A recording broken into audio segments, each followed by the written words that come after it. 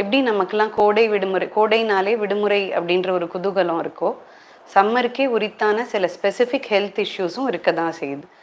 So இன்றைக்கி நம்ம இந்த காணொலியில் சம்மருக்குன்னு இருக்கக்கூடிய சில ஸ்பெசிஃபிக் ஹெல்த் கன்சர்ன்ஸ் பற்றி டிஸ்கஸ் பண்ணலாம். ஃபர்ஸ்ட் அண்ட் ஃபார்மோஸ்ட் சம்மருக்குனே வரக்கூடிய சில டிசீசஸ் ஆர் எயில்மெண்ட்ஸ்.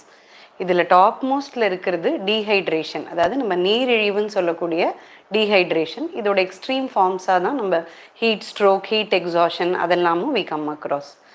இதை தவிர அக்யூட் கேஸ்ட்ரோஎன்ட்ரைட்டிஸ், அதாவது குடல் அழற்சி அல்லது வயிற்று தொற்றுன்னு சொல்லக்கூடியது, urinary infections, renal stone diseases, அதனால் வரக்கூடிய கற்கள்னால் வரக்கூடிய பெயின், ப்ளஸ் சம்மருக்கே உரித்தான இன்ஃபெக்ஷன்ஸான சின்னம்மை, அதாவது சிக்கன் பாக்ஸ், வாரிசெல்லா இன்ஃபெக்ஷன்ஸ். இதில் இருக்கக்கூடிய சில இன்ஃபெக்ஷன்ஸ் அல்லது சில ப்ராப்ளம்ஸ்க்கு மெயின் காரணமே நம்ம உடம்புலேருந்து ஸ்வெட்டின் காரணமாக, வேர்வையின் காரணமாக நீர் அதிகமாக வெளியேறுது. அட் த சேம் டைம் நம்ம அதை காம்பன்சேட் பண்ண மாட்டேங்கிறோம். அடிக்குவேட்டான அளவு தண்ணி எடுத்து அதை காம்பன்சேட் பண்ணாதனால வரக்கூடியது. இன்னும் சில டிசீசஸ் நம்ம இதில் டிஸ்கஸ் பண்ணதில் இந்த உணவினுடைய தன்மையை சம்மர் காலங்களில் வேகமாக கெட்டு போயிடுறதுக்கான வாய்ப்புகள் அதிகம். அதை நம்ம சரியாக பதப்படுத்தி சரியாக ப்ரிசர்வ் பண்ணலைனாலும் நமக்கு அக்யூட் கேஸ்ட்ரோஎன்ட்ரைட்டிஸ் வரதுக்கான வாய்ப்புகள் இருக்குது. இதை தவிர யூரினரி இன்ஃபெக்ஷன்ஸ் பார்த்திங்கன்னா, நம்ம தேவையான அளவு தண்ணீர் எடுத்துக்கிறது இல்லை நம்ம வெளியில் போகும்போது சட்டுன்னு வெளியில் கிடைக்கக்கூடிய ஜூஸஸை சாப்பிட்டுடுறோம், வெளியில் இருக்கிற ஏரேட்டட் கார்பனேட்டட் ட்ரிங்க்ஸ் சாப்பிட்டுடுறோம், அதனாலையும் வரக்கூடியது. இதை தவிர சிக்கன் பாக்ஸ்க்கான தன்மையே இந்த சம்மரில் அந்த கிருமியினுடைய வீரியம் அதிகமாகிறதுக்கான வாய்ப்பு இருக்குது. அதனால தான் சம்மருக்கே உரித்தா சிக்கன் பாக்ஸ் இன்ஃபெக்ஷன்ஸும் we do come across.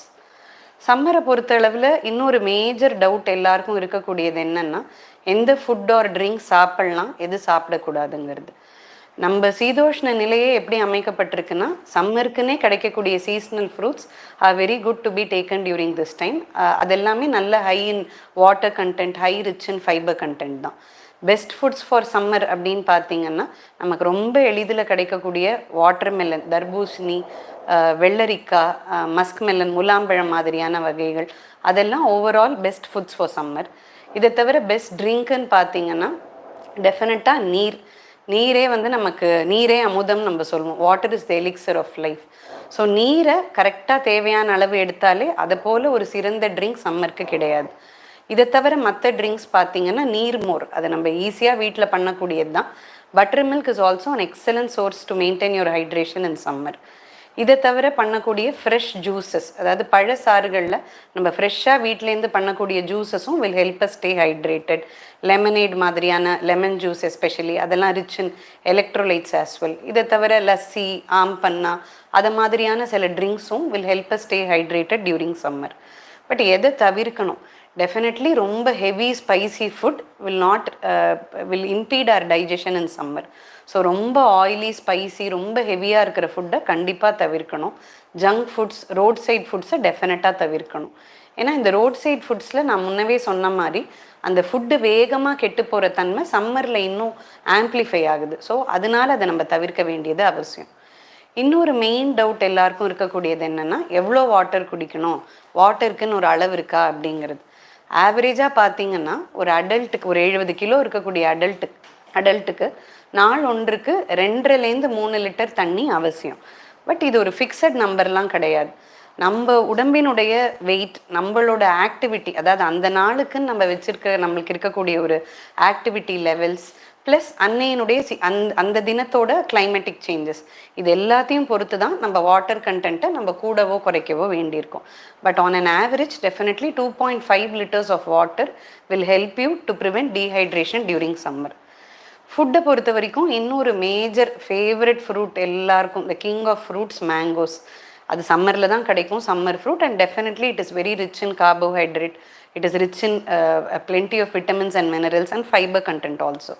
At the same time எல்லாருக்கும் மேங்கோ ஹெல்த்தியாக எடுத்துக்கலாமா வேண்டாமான்ற டவுட் இருக்கலாம். டெஃபினட்டாக எடுத்துக்கலாம்.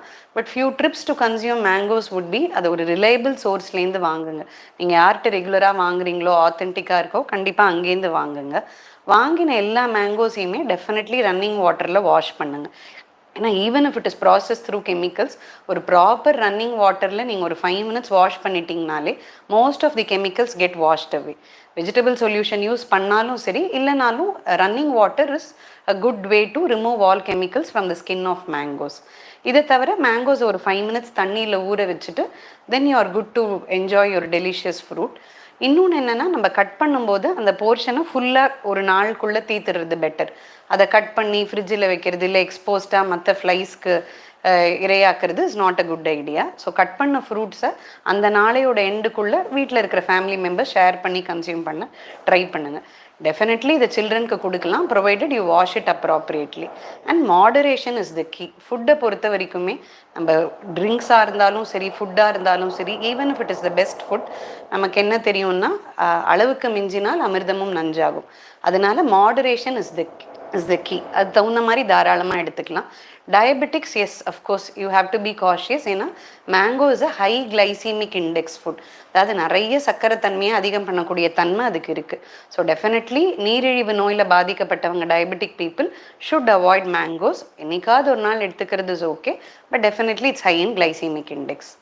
இதை தவிர சம்மரில் என்ன போட்டுக்கலாம், what is the best clothes for summer? Definitely பருத்தியான உடைகள், காட்டன் வேர் தான் சம்மருக்கான best. Moreover light clothes, light வெயிட்டில் இருக்க க்ளோத்ஸ் தான் பெட்டர். ஏன்னா இப்போ ரொம்ப ஹெவி க்ளோத்ஸ் போடும்போது நமக்கு அந்த ஸ்வெட்டு, அந்த பாடியினுடைய அந்த ஹீட் ஃப்ளோ அது எல்லாமே டிஸ்டர்ப் ஆகும். So that will also make you ரொம்ப இன்னும் சீக்கிரமாக டயர்டாகவும் இன்னும் டிஸியாகவும் நம்மளை ஆக்கிடும். அதனால ரொம்ப ஹெவி க்ளோத்ஸ், சிந்தட்டிக் க்ளோத்ஸை டெஃபினெட்லி சம்மரில் அவாய்ட் பண்ணுறது பெட்டர். அஃப்கோர்ஸ் ஒரு ஃபங்க்ஷன் இருக்கே நான் போட்டுக்கணுமேனா டெஃபினட்டாக போட்டுக்கலாம். சம்மரும் வின்டரும் மாறி வரக்கூடிய நம்மளோட சீதோஷ்ண நிலை தான். So preserve your best for the winter season. Maybe சம்மருக்கு cotton clothes, light colour, light weight clothes are the best.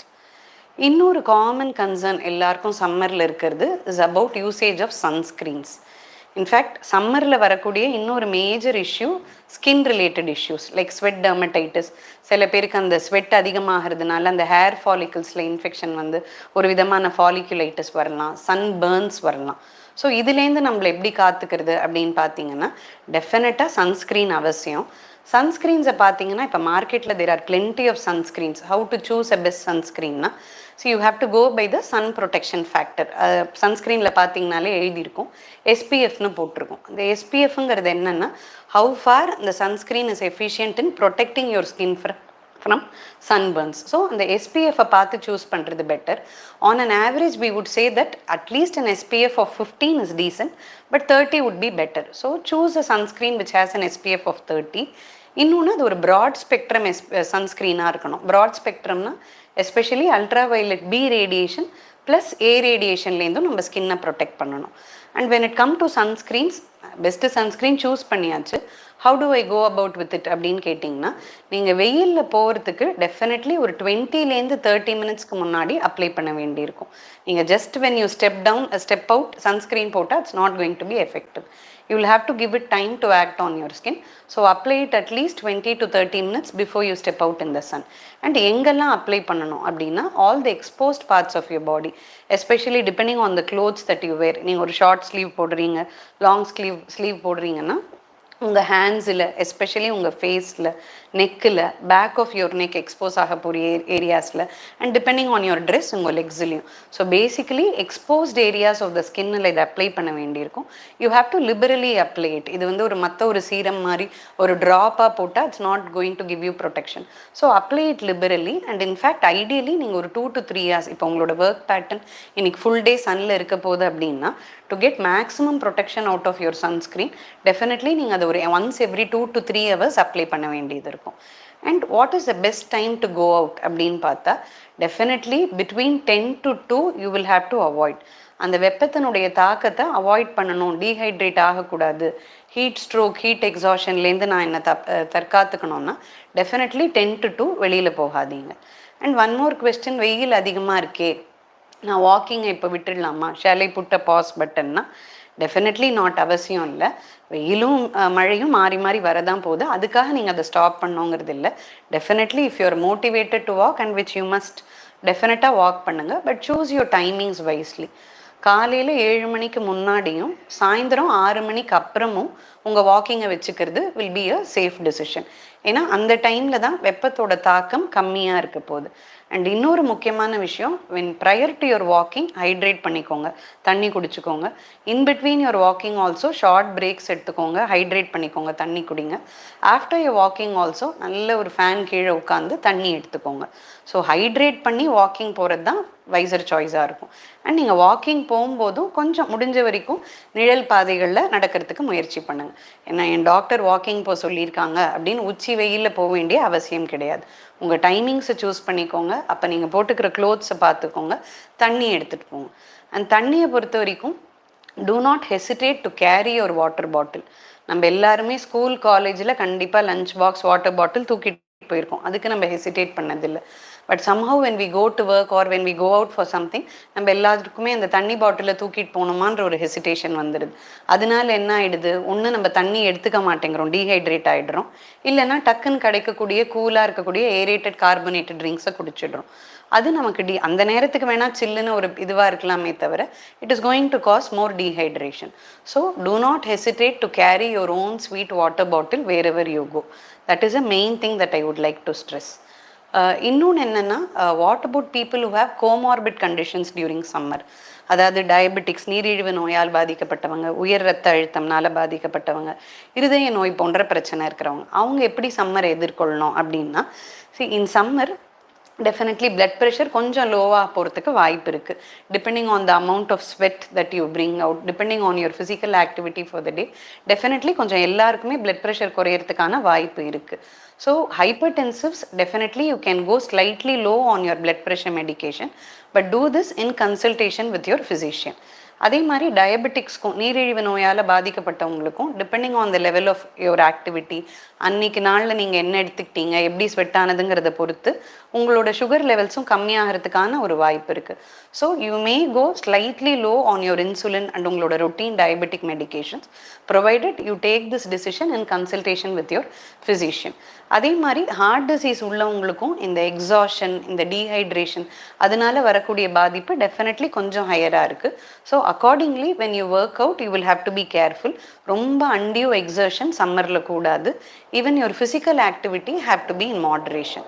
And இன்னொன்று, ஹார்ட் டிசீஸ் உள்ள சில பேஷண்ட்ஸ்க்கு லெவல் ஆஃப் ஃப்ளூவிட் ரெஸ்ட்ரிக்ஷன் இருக்கலாம். Your doctor might have told you based on varying conditions to take consume only less than 1 liter or less than 1.25 liters of water per day. In summer, depending on your sweat and activity, definitely your water loss will be more. So summerல உங்களோட fluid restriction கொஞ்சம் ஒரு 250 to 300 ml தளர்த்திக்கிறதுல தப்பில்லை, provided you discuss this in concurrence with your physician. இதை தவிர இந்த சம்மரில் நம்ம சில இன்ஃபெக்ஷன்ஸ் வரலாங்கிறத பார்த்தோம். சில வேக்சின்ஸ் பற்றியும் நம்ம டிஸ்கஸ் பண்ணலாம். நம்ம எப்படி குழந்தைங்களுக்கு தடுப்பூசி இருக்கோ அதை மாதிரி அடல்ட்ஸ்க்கும் தடுப்பூசி இருக்குது ஆஸ் அ ப்ரிவென்டிவ் மெஷர். நம்மளுக்கு சம்மரில் சிக்கன் பாக்ஸ் வருங்கிறது நமக்கு தெரியும். And this chicken box has a preventable vaccine as well. நீங்கள் குழந்தையாக இருக்கும்போது சில்ட்ரனுக்கு சிக்கன் பாக்ஸ் வேக்சின் 2 டோசஸில் கொடுப்போம். Usually 1 at 12 months 1 year and the second dose at 4 to 6 years. ஒருவேளை as a child you were not vaccinated for chicken pox, இல்லை உங்களுக்கு chicken pox இன்ஃபெக்ஷனே வந்ததில்லை, now we see it on the rise, என் நெய்பர்ஹுட்டில் வருது, நான் என் ஆஃபீஸில் கேள்விப்படுறேன் சிக்கன் பாக்ஸ் வருதுன்னா definitely you should get vaccinated. அடல்ட்ஸுக்கு ஜென்ரலி 2 doses ஆஃப் வேக்சினேஷன் தேவைப்படும். 1 dose now and 1 dose 4 to 8 weeks later. அதே மாதிரி typhoid vaccine is also available. டைஃபாய்டுங்கிறது கண்டாமினேட்டட் வாட்டர் அண்ட் ஃபுட்னால வரக்கூடிய காய்ச்சல். ஸோ ரொம்ப ட்ராவல் பண்ணக்கூடியவங்க, இல்லை எண்டமிக் ஏரியாஸ், டைஃபாய்டு இன்ஃபெக்ஷன் அதிகமாக இருக்கிற இடத்துக்கு நீங்கள் ட்ராவல் பண்ண போகிறீங்கன்னா you could consider 1 stat dose of shot of your typhoid vaccine as well. You can discuss this in detail with your physician. And இப்போ நம்ம டிஸ்கஸ் பண்ணது எல்லாமே is a guide, is a tip for facing summer in a better way. ஒருத்தருக்கு இது மாறுபடலாம். Some things may not be common for all. So it's always better to discuss this in detail with your physician. வேறு ஏதாவது சொல்லணும்? Thank you all.